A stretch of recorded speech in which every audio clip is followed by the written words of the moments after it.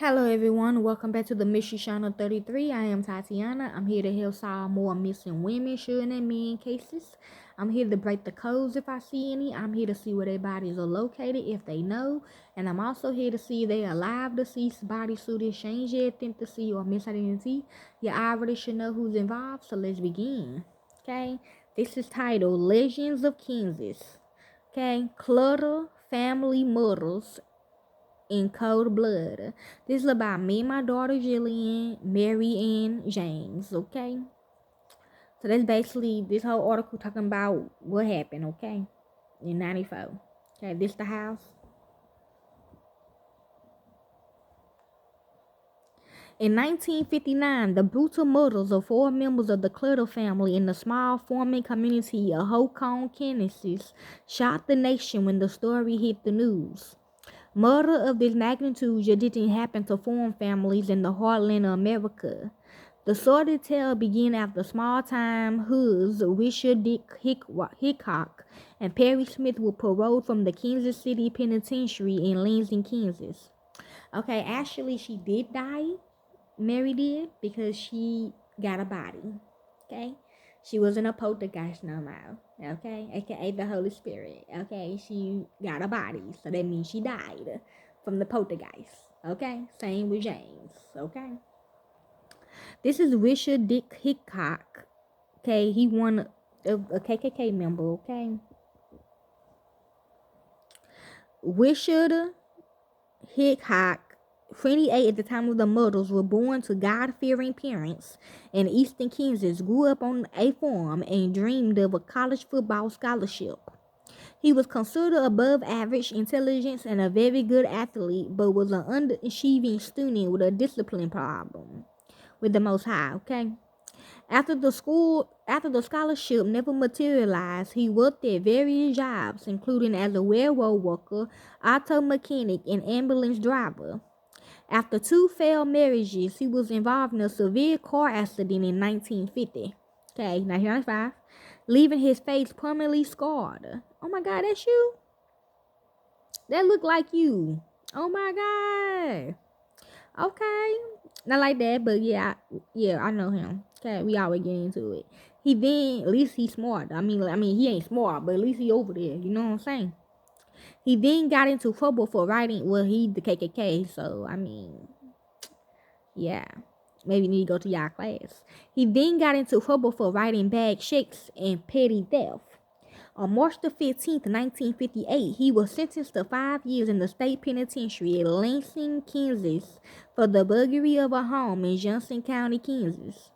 Hickok's prison record was clean and was dutify, noting that he was not dangerous. See? Because he was in a crew, okay? Perry Edward Smith was 31 years old when he murdered the Clutter family. He was born to a Native American mother and a Caucasian father who saw fame on the rodeo circuit. Okay? Maybe his family part of them too. I'm hearing yes.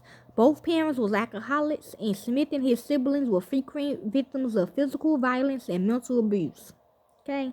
In 1948, Perry left the Franzent family and joined the Army. Mary. Serving in the Korean War, he was honorably discharged in 1952. That year, he was charged with reckless driving and resisting arrest. Shortly afterwards, he was involved in a motorcycle accident that hospitalized him for 6 months. During that time, he underwent surgery to repair his broken legs, which left him disfigured and in chronic pain.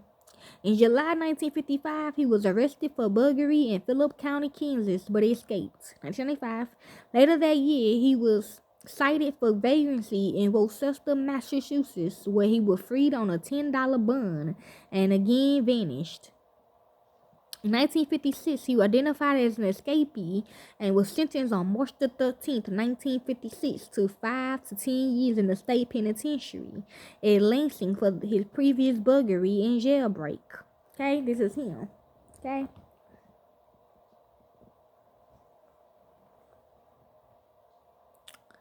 They both shared a cell in Lansing for 2 weeks.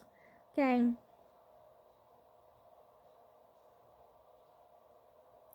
Hub Clutter, this is all of us. Hub Clutter, 48 years old, was one of the most respected men in Finney County, Kansas. He was a college graduate, successful reformer, and community leader who could always be counted on to lend a hand. He employed as many as 18 farm hands who admired and respected him for his fair treatment and good wages. His wife Bunny, 45, at one time Hub's energetic and supportive partner, was now given to prolonged periods of clinical depression and rarely left the confines of their spacious home. However, her struggles did not stop her from doting on her two children, who remained at home.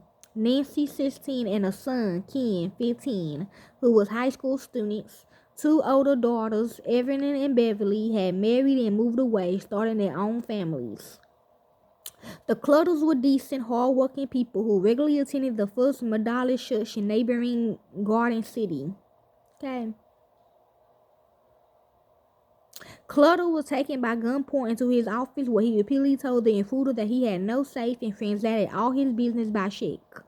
He offered to write them a check and give them the contents of his wallet if they would leave his family in peace. After spending 2 hours in the house, the family awakens. Hub Clutter and his son Ken were taken to the basement, separated and hogtied. In her second floor bedroom, Nancy Clutter was tied to her bedpost, and Miss Clutter was removed from her bedroom and placed in the upstairs bedroom, where she was tied. Their mouths was also taped shut. Smith then stayed in the basement while Hickok returned upstairs to resume the search for the safe. A short time later, Hickok returned to the basement, disappointed and angry, having not found the safe. Okay, they was on the news article. One by one, the killings began. Perry Smith goaded Dick Hickok to lose a knife on Hub Clutter, who seemed incapable of doing so. Perry then grabbed the knife from Dick and set the violence in motion while Dick did nothing to stop him. Kneeling on the floor, police sliced the throat of Hub Clutter and Charlene Dick to finish him off, but he was unable or unwilling. Perry then shot Clutter at close range as Dick framed the flashlight on him. Moments after Hub was killed, Smith shot Ken to death. The ex-convict then headed upstairs, entering Nancy's room, and she was shot to death.